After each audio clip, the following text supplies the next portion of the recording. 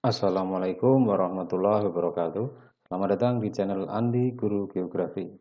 Faktor yang mempengaruhi persebaran flora dan fauna. Fauna apa sajakah ini? Ya, ini adalah gajah dan jerapah. Di manakah fauna ini dapat ditemukan? Oke, gajah bisa ditemukan di beberapa tempat.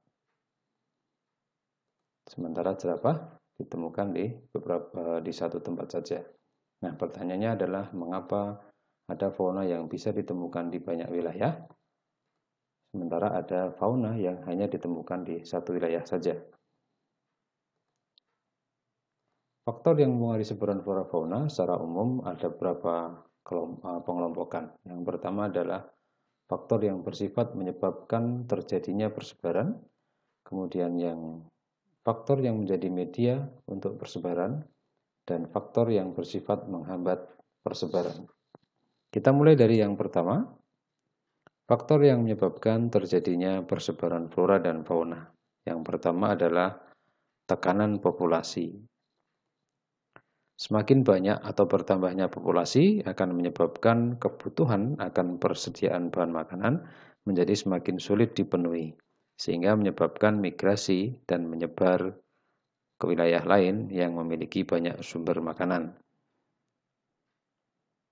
Berikutnya adalah faktor persaingan.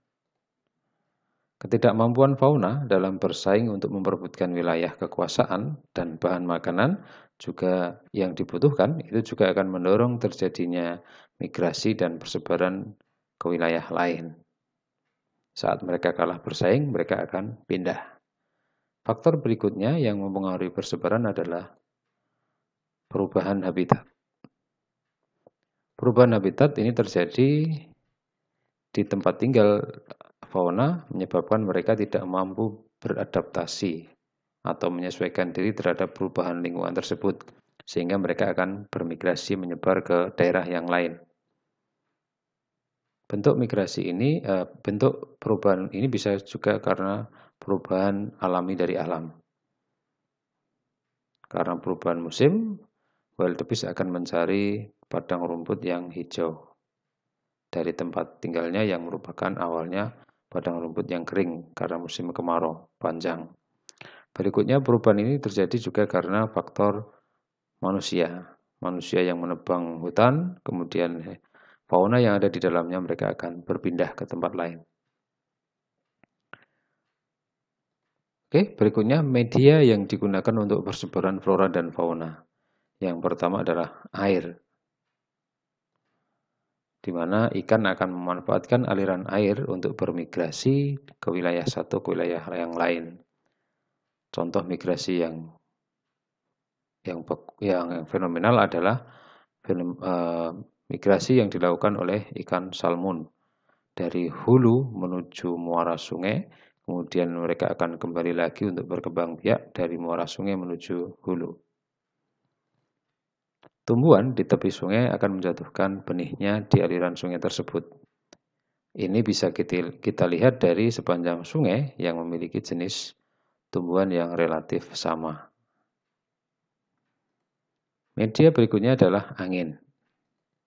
Burung memanfaatkan angin untuk terbang dan bermigrasi ke tempat yang lain. Sementara beberapa jenis bunga akan memanfaatkan angin untuk melakukan penyerbukan. Media yang ketiga adalah lahan. Lahan akan digunakan oleh semua hewan darat untuk berpindah ke tempat lain. Di satu sisi, lahan yang subur akan menjadi media yang mempercepat proses persebaran tumbuhan. Media yang keempat yang digunakan untuk persebaran flora dan fauna adalah manusia. Manusia merupakan media yang secara sengaja maupun tidak akan memindahkan flora fauna dari satu tempat ke tempat yang lain. Baik, berikutnya adalah faktor yang bersifat menghambat persebaran flora dan fauna. Dimulai dari kondisi iklim atau klimatik. Kondisi suhu akan mempengaruhi fauna dalam menempati suatu lingkungan yang membuat mereka tidak dapat bermigrasi. Beruang kutub tidak akan mampu pindah hidup di daerah tropis atau sebaliknya, hewan tropis tidak akan mampu pindah ke daerah yang dingin. Faktor iklim sudah membatasi persebaran mereka. Begitu juga curah hujan yang rendah akan membuat sebaran sebuah tumbuhan akan sedikit. Di daerah sabana karena curah hujannya rendah, maka sebaran tumbuhannya juga sedikit. Kondisi berikutnya yang bersifat menghambat adalah edafik atau tanah.